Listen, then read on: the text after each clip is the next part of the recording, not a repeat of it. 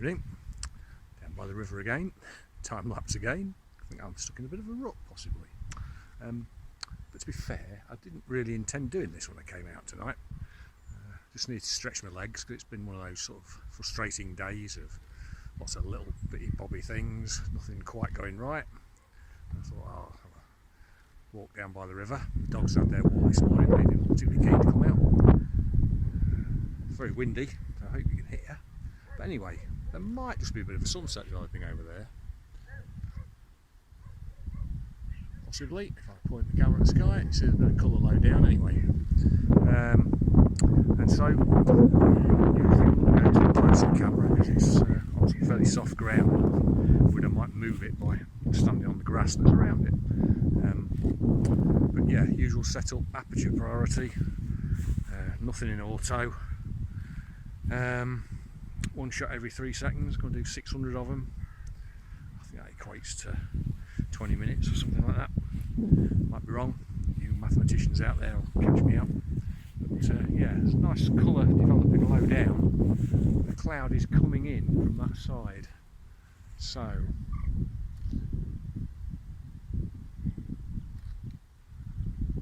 whether that colour will keep developing upwards into the clouds, whether the cloud will come in and cut it all off at the horizon, who knows? But we'll give it a go. There's a nice colour in the water as well. Okay, catch you later. Okay, now it suddenly dawned on me that in the last few time lapses I've done, including the tutorial, one thing I've omitted to tell you is the actual settings on the camera. I've told you not to have anything in auto, to have manual focus, to go aperture priority so that it will adjust if the light changes a lot, which it will at sunset, as it'll get very, very dark. Don't have the white balance in auto. I think I might have forgotten to say don't have the ISO in auto as well, but that was always a good idea anyway. You don't want the ISO zooming about as it gets dark, so that's set to 800. But the actual settings of the camera, the shutter speed and the actual aperture, I could tell you, but it would make no difference at all. I mean, if you went away and decided, oh, John's had a good time lapse there, I'll copy the settings that he mentioned. There's no guarantee they're going to be any good at all. I might as well just throw some random numbers at you. Because of course the settings I'm using here today are uniquely right for the situation I've got, for the amount of light I've got. And they won't be, unless you're very, very lucky, when you go out. It'll be different. It always is. It'll be different in half an hour. And that's the thing with these. If you set it in manual, you can say, okay, well I've decided for the original shot to start off here that the best setting is an 80th of a second at f8. Well, as it gets dark, that's not going to be the right settings, is it? Obviously. I mean, you don't need to be a genius to work that one out, so things will get incredibly dark, which is why I use aperture priority. So, just say for sake of argument, I started off at an 80th of a second at f8. The aperture will stay the same, but as it gets darker, the shutter speed will get slightly slower to accommodate the decreasing light. Now, I honestly can't remember the settings that I started off at. What I do know is that I set it up so that the settings at that time were right for the light at the start of the time lapse. And that's all you've got to do. When you set your camera up for a time lapse, set it up for the right settings for the light at the start, as if you were just taking a single image and that was your one photo for the day, and you want to get it right. So you set it up, right aperture and shutter speed for what you were shooting at the time.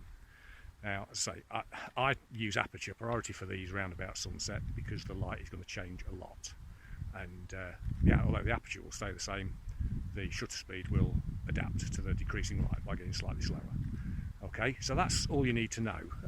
Don't come to these videos expecting me to give you some magical settings, because there aren't any. There are just settings that are right for that moment in time, that place, and that shot that you had set up. They won't be right for you. Okay, hope that makes sense. Okay, well, the sun has officially set now, 4 minutes ago, and as predicted, the cloud came in from the southwest and snuffed out the little bit of colour that was developing. It flared nicely for a few seconds, so I'll still probably show you the time lapse when I get home, because that might give me about a minute's worth of interesting footage.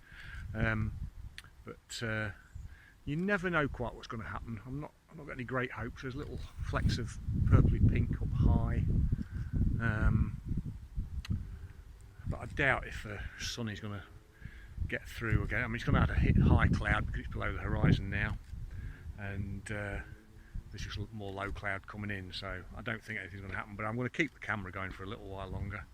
It's not like the old days of film. I'm not going to waste 400 shots, you know, the equivalent of 10 rolls of film. Just imagine that, doing it in film days. Yeah, joys of digital. It is quite windy down here again, so I hope you can hear me. That's a pain of using a phone to do these things. So that's the left of the pinky purple up there, even that's disappearing now. There's a few flecks of colour over on the western horizon. Yeah, the joys of sunset time lapses. If only we could predict these things, eh? Oh well, that was a bit of a bust in the end. The colour didn't come back, so I cut the whole thing short. Still got just over 300 shots, so we'll see how it goes. I had a quick look at them, and yeah, the colour did flare nicely in the centre, a bit of reflection in the water, just for a little while, but it'll be very quick in the time lapse. So yeah, we'll see. I probably will show it as a cautionary tale type of thing. Tomorrow is meant to be very wet, on and off anyway, heavy showers. Trying to shelter the microphone from the wind, any difference. So yeah, so I might go out, but nothing else planned tomorrow, so I might go out, lots of waterproofs, and see what we can catch, get some nice big skies, maybe rainbows, who knows. Or I might just end up looking for a local wood and looking for autumn colour. Not that there's a huge amount just yet. So, there you go. Doesn't always go according to plan. It's good to share these things. It happens to all of us.